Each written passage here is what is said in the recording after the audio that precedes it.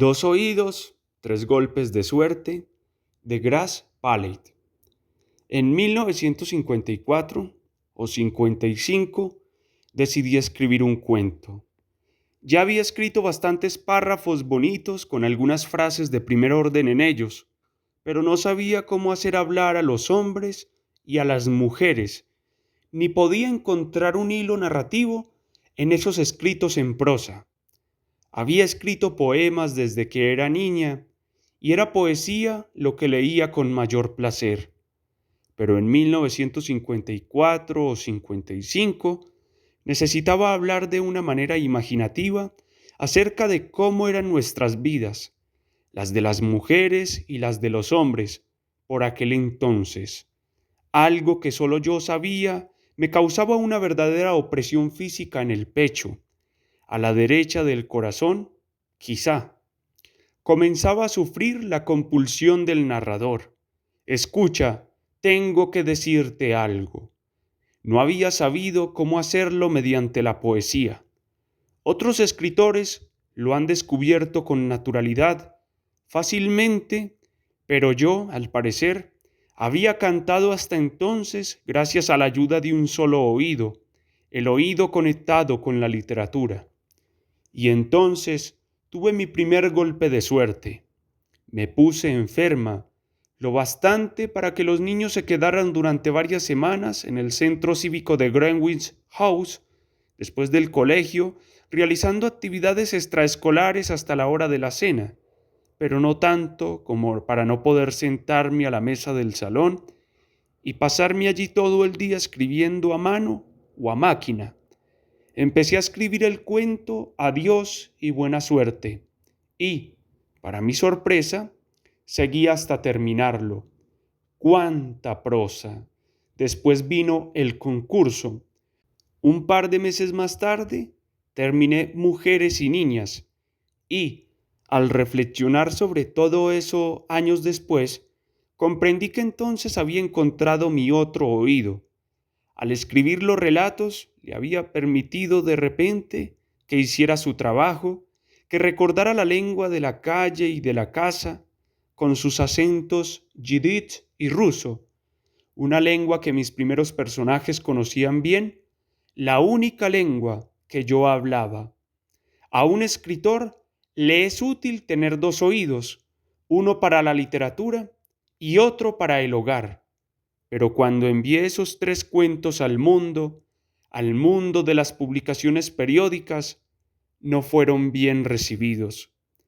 Yo había leído la ficción de la época, de los años 50, una ficción masculina, ya fuera tradicional, de vanguardia o, más tarde, beat, como muchacho que había sido, en el sentido en el que muchas niñas al leer Tom Sawyer sienten que han descubierto la verdadera parte masculina de su yo.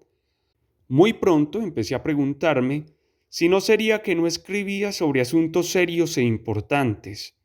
Como mujer adulta, no tenía elección. La vida cotidiana, la vida en la cocina, la vida con los niños, era lo que me había sido dado, era lo mío, y era el comienzo de mi buena suerte, aunque yo aún no lo sabía. Un día nublado, un padre se dejó caer en el mullido sillón de nuestro oscuro apartamento en una planta baja.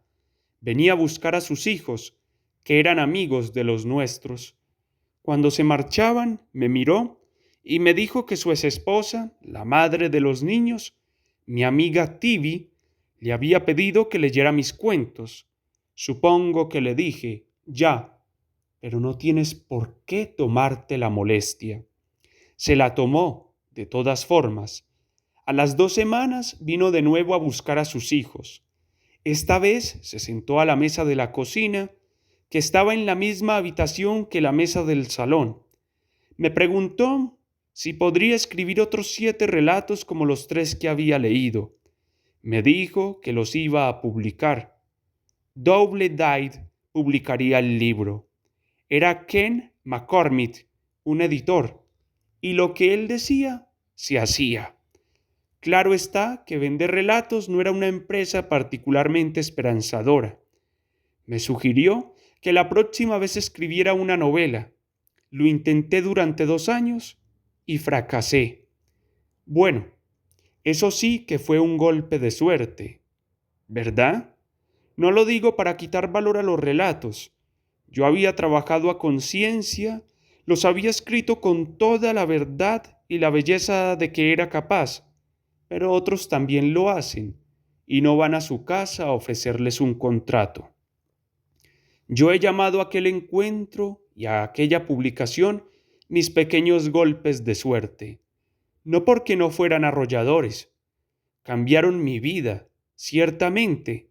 Son pequeños solo por ser tan personales, por el íntimo placer que me proporcionaron.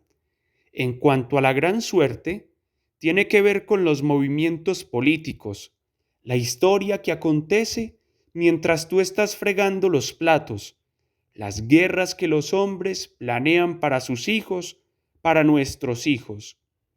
Yo era una mujer que escribía en los primeros momentos en los que pequeñas gotas de resentimiento e ira, angustiado resentimiento y justa ira, se iban acumulando lenta, secretamente, para formar la segunda ola del movimiento feminista. Yo no tenía conciencia de la utilidad de mi presencia, de mi minúscula gota en aquella acumulación. Otras mujeres, como Ruth Herzberg, que escribió en 1948 La costilla de Adán, o Tillet Oslen, que escribió sus cuentos en los años 40 y 50, estaban más concienciadas que yo y sufrieron más. Esa gran ola rompería con toda su fuerza media generación más tarde y dejaría a los hombres balbuciantes y angustiados, pero también un poco mejores tras el impresionante remojón. Todas las mujeres que escribían en aquellos años han tenido que nadar en esa ola feminista. No importa lo que pensaran del movimiento o que nadaran a contracorriente, el ímpetu del agua, su fragor, su salinidad, las han mantenido a flote. Desde que escribí Batallas de Amor, he estado a menudo fuera de mi casa. Mi trabajo político como pacifista y feminista ha sido grandemente recompensado. He viajado para realizar tareas políticas a Vietnam, durante la guerra, a Suecia, a Rusia, a Centroamérica. He visitado China y Chile y he informado sobre esos encuentros. Por consiguiente, algunas de las personas que trabajan para mí en enormes cambios en el último minuto y en más tarde, el mismo día, han tenido que compartir conmigo esos viajes. Entre ellas las hay todavía jóvenes, claro está, pues han nacido en los años 70 u 80, pero muchas de ellas siguen siendo las compañeras de mi gran suerte.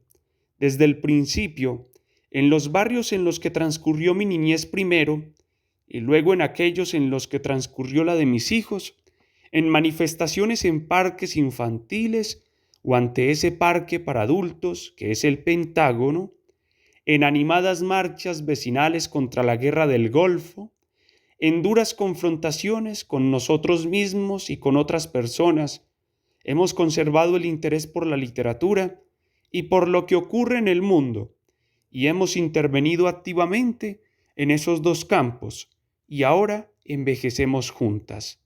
Grace Pallet.